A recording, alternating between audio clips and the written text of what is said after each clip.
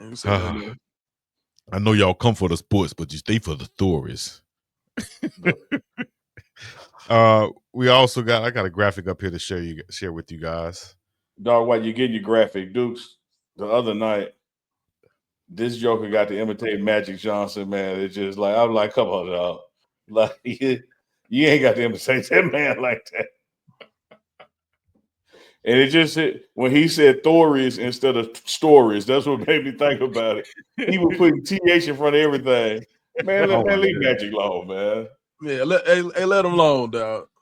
You know him and Shay Shay cousins. Y'all what cousins? Cousins, Shay Shay cousins. I said cousins. Maybe went up on you out there now. Anyways, CU social media posted this so that everybody can get to know your new buffs. And you can follow them on social media. Yeah, just the offense.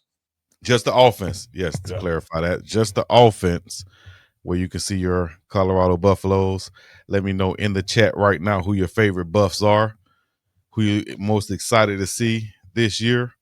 And I will ask Dukes off this page right here, who are you most excited to see? Who can make the biggest impact? Man, I don't know. Like, it would be easy to go quarterback, so I'm gonna go receiver, and I think Joseph Williams. Joseph Williams. Yeah, man. Why would you say the kid out of Tulsa? Why would you say that? Just because he provides a lot of so he's someone who can step into a spot that we've already seen. Basically, we saw what Will Shepherd provided as the 50-50 ball type guy. And I think that's what he does. Like, he's a bigger body receiver, 6'2", and his catch rate is crazy. So I think somebody who can come in, who's already played some meaningful snaps, had a great year last year at Tulsa. I think he comes in and he provides that bigger body target as a wide receiver with some experience already. So I'm gonna go Joseph Williams. Already. Who would you go with? Man, I gotta admit, I'm being low key messy when I say this, just for the laugh of it all. I'm looking forward to Farrakhan having a great year because I want to see the typical CU fans in Farrakhan shirts. I think that'd just be hilarious. I think that'd be. I think you look up and see the student section out there in bow ties and selling big pies, and Farrakhan shirts will be just absolutely hilarious because in all seriousness, the young brother out of Houston got much game and can play. But put that graphic back up for me one more time, Chico. I want to point something out to folks. Yeah. So when you look at this total group and look at the number of offensive linemen, look at the number of wide receivers, look at the 3 tight ends coming and 2 quarterbacks.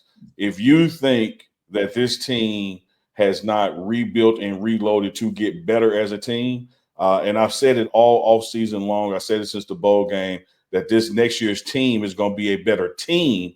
We're losing some great once-in-a-generation players, but you're getting better in your depth. And you look at this O-line, look at this wide receiver room that's joining an O Miller and a Cam. This wide receiver room is going to, again, be one of the most talented in the nation, regardless of which one of those 2 quarterbacks are throwing to them. And which one of those 2 quarterbacks do you think will be throwing to him on day one? I know we haven't seen anyone pass, throw a ball in practice or anything of that nature, but just off of football knowledge, and like you said, Uncle Neely, the greatest, what? No, the best indicator of future performance is past performance. The best indicator of future performance is past performance. Hit me up with the pum. There you go, Uncle Neely. Tell us, based off of that, who do you think will be making the first pass this season? If you're saying that and you're basing off college, then you're talking about Salter because he's actually played college ball. If you're saying and you're talking about dynamic play and the ability that can get it done, look at what Juju did in high school. I know me saying those 2 things ain't answering the question, and I can't answer the question. We haven't gone through spring ball yet.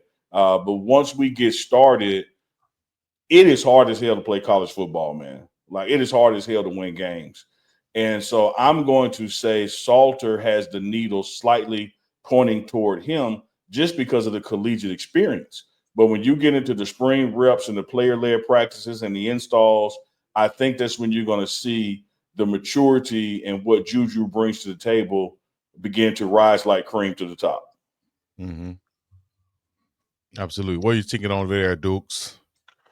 Cosign, Zach, for all the same reasons. Just to be honest, like every time I seen Juju in a situation where it looks like he was supposed to underperform or he wasn't ready yet, he was always ready. Um, I just think I haven't seen anything different. The only thing is this: when you got an option who's as seasoned as Caden Salter is, you got to consider it. You got to Yep. think about the game experience. You got to think about the level, the complexity of the cost. You got to think about someone who has played Power Four competition, not just who he played against the Group of Five at Liberty. You know, Liberty was known for upsetting people. He has some pretty big upsets under his belt already. So when you talk about someone going in a rival environment, what he was able to do, those teams that he beat while he was at Liberty on the road in the SEC, I think that's something that Julian just can't manufacture through his potential.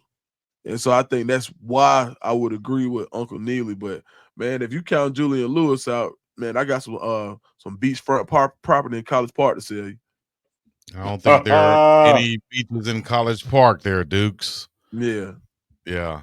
Well, I'll say I Yeah. think that Yeah. Julian Lewis, You know, I think he's in a great situation to be behind or coming in with a seasoned veteran like this, a guy who played college football. He's not in a situation where the coaching staff would expect him or trying to force him into being a starter. You have this guy who is coming in mature. You know he's coming in with the mindset of I'm going to be the starter. So I think it's his job to lose, so to speak. And as long as you he know, come in, all things yeah, being equal and taking your emotional bias out of it, and I'm not talking about the three panelists, I'm talking about anybody listening, you would want it to be Salter, a guy who's got 1 year and could go to the NFL off what he does here. And then you got the next three, with it being Juju, and then he does the same thing. right. And there's nothing wrong with that. Like, you don't have to rush development. We have to appreciate not only how talented Juju is, we have to appreciate how early he came to college.